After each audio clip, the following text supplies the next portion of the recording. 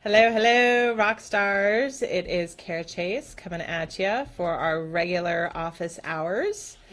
It is Wednesday at noon. Hello, I hope everybody is doing great. I'm using the same mug as I did last week because I just really like this mug. So let's get started. This subject of the office hours was prompted because I was putting together last week all of the elements of launching my free mini course workshop in a couple weeks and my signature course. And it's all about social media campaigns, different types of campaigns you can run, all that different kind of stuff to get awareness and launch and yada yada. And I was talking with somebody and she said, this might be a silly question, but what's a social media campaign? And I thought, talk about not having, just being used to talking about my industry stuff every day and not really realizing that somebody just might not know what that is. So that is what prompted the blog that went up yesterday on my website, and Office Hours today is talking about, okay, so what is a social media campaign and what are the three types of campaigns that you can run? And that is going to lead into my free mini course and workshop that is launching in a couple weeks. So we'll talk about that in a minute. But social media campaigns are different than your regular social media strategy. So your regular social media strategy is like your foundational content.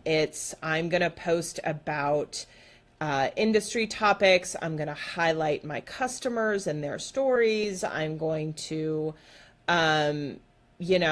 do like one post a week about my blog, whatever it is. Like it's your foundational content strategy. So that is totally different than a social media campaign. A campaign, by definition, is like one of the words that the dictionary used was aggressive, and I don't really see it as aggressive, but like an aggressive or purposeful set of actions that are designed to elicit a specific set of outcomes or for a particular purpose. So it is a very strategic, calculated, planned series of events leading to a particular goal. So, okay, that's great, but how does that relate to social media in your business? So, a social media campaign is something that you are going to run on top of your foundational social media strategy. So maybe you know that in December or November, you're launching something new that has to do with like a Christmas gift. Maybe you're a gift box company that does like the monthly gift subscriptions or something like that. And you know that you're going to roll this out in like October, November for the holiday season. So you've got that coming up and you need to build awareness and excitement around your launch. And so you come up with a social media campaign in order to get that awareness and excitement going around your launch. It doesn't always have to be about a launch. It can be about, showcasing your products in a different way. It can be a long-term campaign that has to do with, maybe you've got a fan base or, you see this a lot with brands on Instagram where they want people to post pictures showing off their product. That can be in a campaign. That's an awareness campaign. So I hope that makes it clear as far as like what actually a campaign is. It's something that you do on top of your social media foundation that's like the next level of awareness and excitement around your marketing and your brand and what you have going on. So I wanted to talk a little bit today about, hey Elena, I wanted to talk a little bit today about different types of campaigns you can run. I'm going to go into this much more in depth on my free workshop in a couple weeks, but you can kind of get more detail on the blog that I wrote yesterday, and start thinking about how some of this can apply to you. So the first and probably one of the most often used hashtags that we've seen, maybe not most often, but we see it a lot nowadays, is a hashtag campaign. So hashtags are a way to categorize a specific subject, topic of conversation, but brands several years ago started, hey, that's interesting how much lag I'm getting on the desktop version, Elena. I just saw your wave come through. So a hashtag is a way to find conversations again, but then brands several years ago started, basically they called it a branded hashtag. It was a hashtag that they created that had to do with their brand name or a particular product. And it was a way to involve their audience in their brand and their business. So I created many moons ago the hashtag My Megadeth campaign, where there's a really funny story for this that I'll have to tell you guys sometime about how I came up with this. But this is way back in like 2012, 2013. And what we did was we encouraged fans of the band to post pictures on Instagram with their t-shirts and going to concerts and listening to the music and their Megadeth tattoos. You'd be amazed how many people have Megadeth stuff tattooed on their bodies. And it really involved this whole story of like, show us your Megadeth lifestyle, hashtag My Megadeth. And it was a long-term campaign that we ran to garner user-generated content for our Instagram profile. And every month we would pick a winner, best photo or something original or whatever that we liked. It wasn't random. It was definitely like no, I think, I like that one. And we would send them some swag like stickers or t-shirts or whatever it was and feature them on the Instagram account and post it to Facebook and Twitter and everywhere else we were at as like, this was this month's My Megadeth winner. Make sure this month you're posting to Instagram and tagging your photos. So it was a very long-term campaign that we ran for awareness. And because Instagram was one of the last social media profiles that we stood up for the band, we really needed to garner that user-generated content, and we had an audience ready and waiting to do that. So that's an example of how you can run a campaign that is built around showcasing your product or your lifestyle or whatever it is. So another one that's going on, actually gearing up right now, that has had several iterations of it, is the Imperfect Boss hashtag campaign. So that was started by Ashley. I don't know how to pronounce her last name, so I'm not going to butcher it, but if you go to theimperfectboss.com, they have their landing page laid out. And they launched this, I guess, every, like twice a year or something like that, and it's gotten bigger and bigger every time they've done it. And the whole idea is to pull back the veil of this perfection that we see on social media of everybody just posting the perfect stuff or look at my lifestyle or, whatever it is. And pulling back this whole, like, running an online business is really hard and I'm not perfect and I screw things up and I don't always have my stuff together. And so it really was this whole, like, it's okay to be vulnerable and it's okay to admit that you're not perfect. And there were several ways that she rolled out this campaign that were done really, really well. First of all, she has a landing page, theimperfectboss.com, where she explains everything that's going on, like why you should do this, what's the story behind it. She has partnered with influencers. So I can't remember the first iteration I was in on, and I can't remember what influencers she had, but she basically emailed a whole bunch of people before it kicked off in order to get their participation so she could sow the seeds of the hashtag being used on Instagram. She had a whole bunch of people ready to use the hashtag to get everything kind of kicked off. And as it's grown, she's gotten the attention and the partnership from I hate to say bigger and bigger people in the industry, but like Denise Duffield Thomas, and it's gotten some great PR and all sorts of stuff. So that is a hashtag campaign that is really more centered around building a community. So she is building a community of online entrepreneurs that want to be vulnerable with each other and learn from each other and lean on each other. So whereas like the My Megadeth hashtag campaign was around like show us your lifestyle and your swag and your gear and your products, Imperfect Boss is around here's this community and we're talking about a conversation that's not being talked about, which is imperfection. So number one type of campaign, hashtag campaign.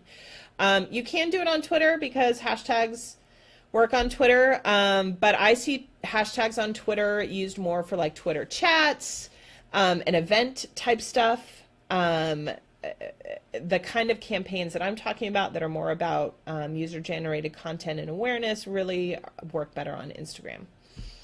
The second type of campaign you can do is a challenge, and we see this a lot. I've seen it a ton lately, where it's like an email challenge where you get an email once a day for 5 days challenging you to take action or move forward on something.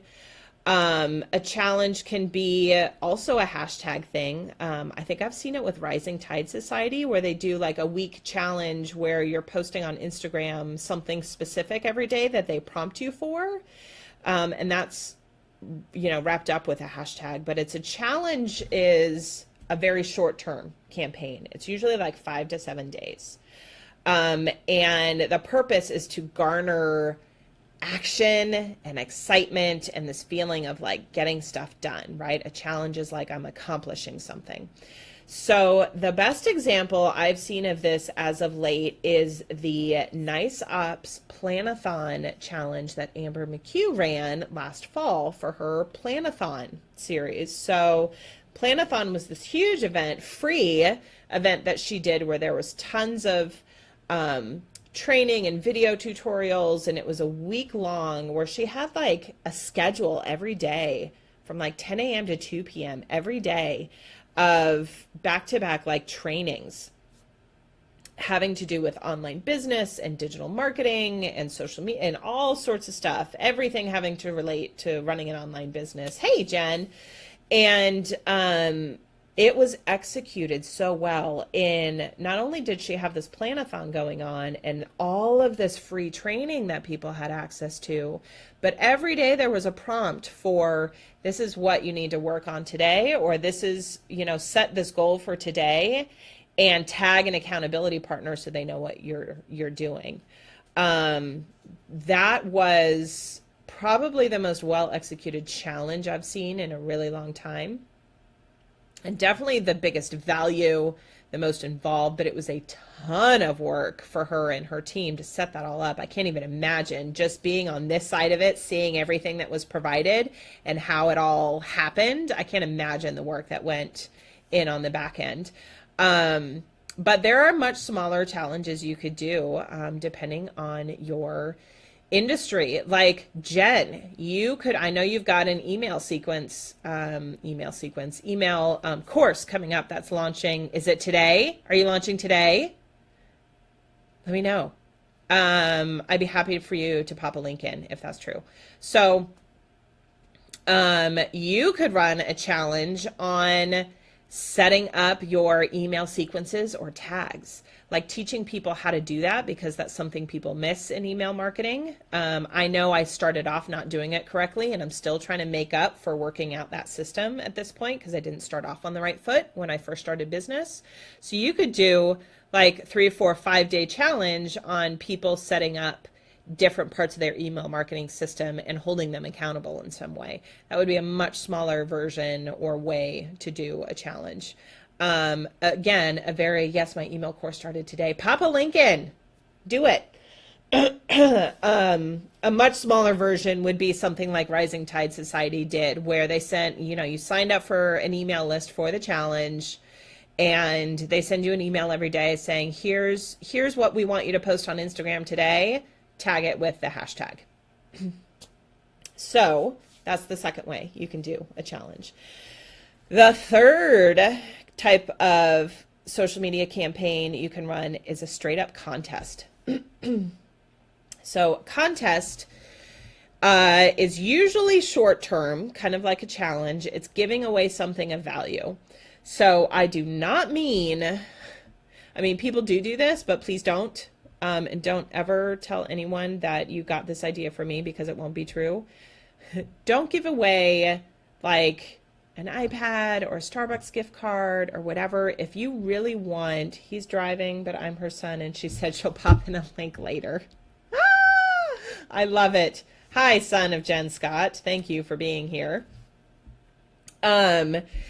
So if you're running a contest where you are hoping to get email addresses, like to enter the contest, you have to give the email address, and you're using it to build an email list.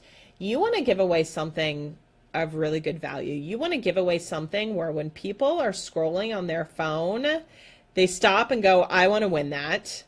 Obviously not everybody's going to be able to give away a free car, right? But you need to be thinking outside the box and thinking about what your audience really wants. So another example from my Megadeth days. We knew we wanted to build an email list, and we wanted to target people specifically for merch and ticket sales and all that kind of stuff. And so we were thinking about, okay, how do we run this contest? How are we going to get email addresses? All this kind of stuff. And I found an app that integrated with Facebook, and this was actually not common back then. So much has changed in the last 5 years. It's not even funny. As far as social media platforms and third-party apps and all that kind of stuff. But I found one that integrated with their Facebook page on a Facebook tab and was mobile optimized and all this kind of stuff. And we gave away a 25th anniversary box set, deluxe edition, whatever, of one of their first albums. I think it was their second or third album. I can't even remember at this point, of Peace Sells, But Who's Buying? And it was like $150 value, something like that. So it really wasn't so much the value. It was knowing our audience, knowing that fans of the band really covet hard to find stuff. And this box set had some like never before released mixes of certain songs and stuff like that. So they value like their collection. And deluxe editions and anniversary editions, stuff like this. If we had given away a t-shirt, nobody would have cared. They certainly wouldn't have given their email address for it, but we knew what our audience wanted. We knew what they like and what they covet and they value. Even though $150 isn't necessarily a big deal, for a collector and a real like true fan, that's kind of priceless, right? So we ran this contest for a week where it was like, it was just a straight up contest. Put in your email address, you're entered to win. And we got like 1,500 email addresses in less than a week, which for 2012, that's a lot. Now you can do stuff where you're running ads and you're doing all this kind of stuff to boost that number. But for a week, that was a big deal. That was awesome.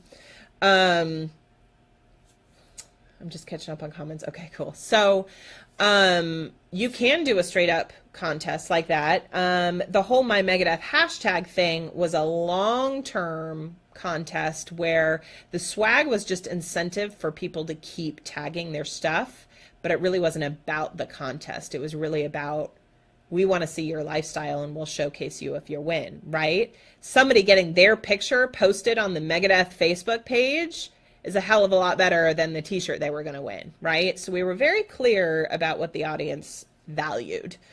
So when you're running a contest, really think about what your audience values. And if you don't know, ask them. Ask them what they want. Say like, hey, I want to run this contest. I want to get people involved. I really want to give back and appreciate my audience and my clients and whatever. Here's like 3 or 4 things I'm thinking of giving away. What's the most interest to you? What do you love? Or do you have another idea? Just ask. So a lot of these types of campaigns can overlap. For example, you can have a challenge that's also a contest. In the mastermind group that I'm in, they challenge us weekly to, on Monday, we list out what we're going to accomplish that week. And on Sunday, we go back in and did we actually accomplish those goals for the week? And everybody gets a score. And at the end of the month, whoever got the biggest score gets some swag, right? So it's a challenge and it's keeping us accountable. And the incentive is not only, right, pride, like, yes, I'm doing this and accomplishing this, but you also get some cool swag at the end. So a contest can be a nice tidbit or icing on the cake for a bigger campaign or a bigger reason to do that kind of campaign. So those are the three that I really want to go, kind of more in depth about would be hashtag campaign, challenge, and a contest. Bonus, there's another type of campaign that when you get a little bigger and maybe you have some dollars to spend and a bigger audience, you can also do something called an influencer campaign. And I'm sure we've heard of this on Instagram. This is where it's the most prevalent is, influencer on Instagram or social media influencer or whatever. These are the people that have huge engaged audiences and brands pay them big bucks to showcase their product. Who are they? The Kardashians do that a lot, right? They'll be like, hey, here's my Bright Smile, and Bright Smile has paid her like $50,000 to put up an Instagram post.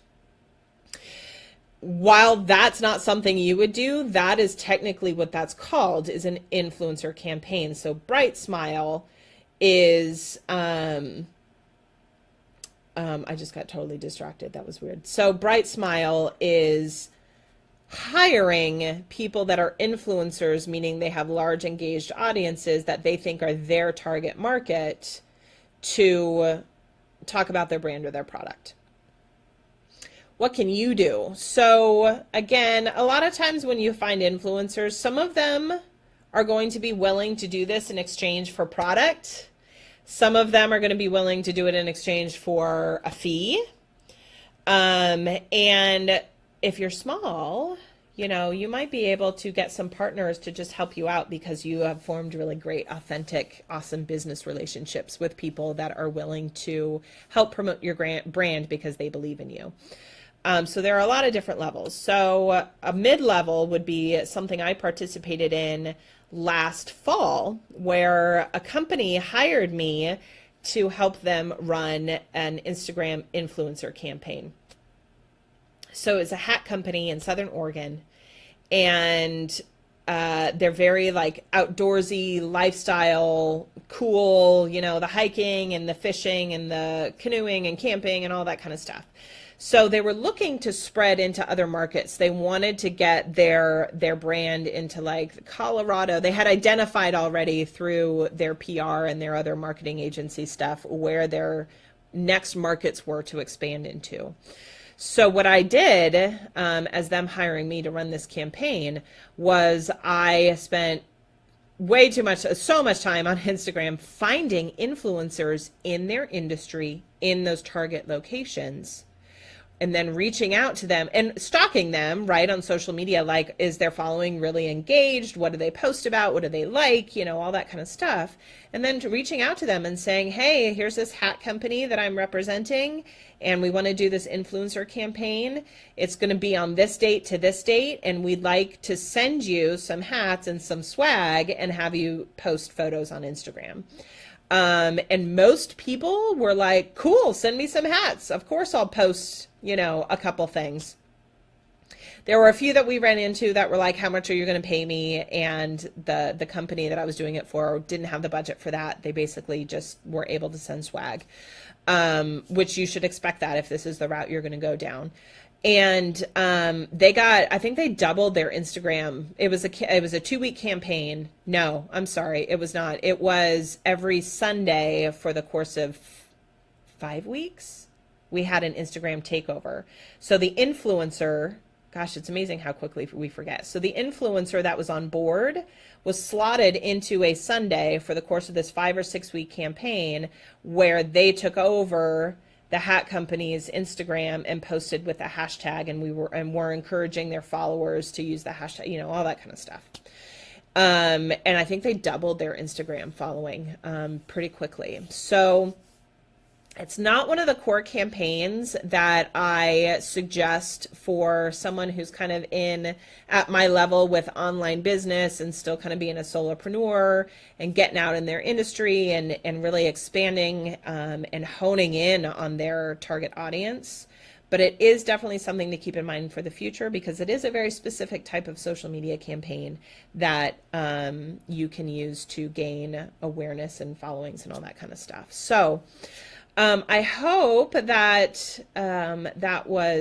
gave you all a couple ideas of what you can do. And I want to remind you, I'm going to pop in the link right here. And I don't actually think I've released the dates yet to people, so you guys are going to get a little scoop here.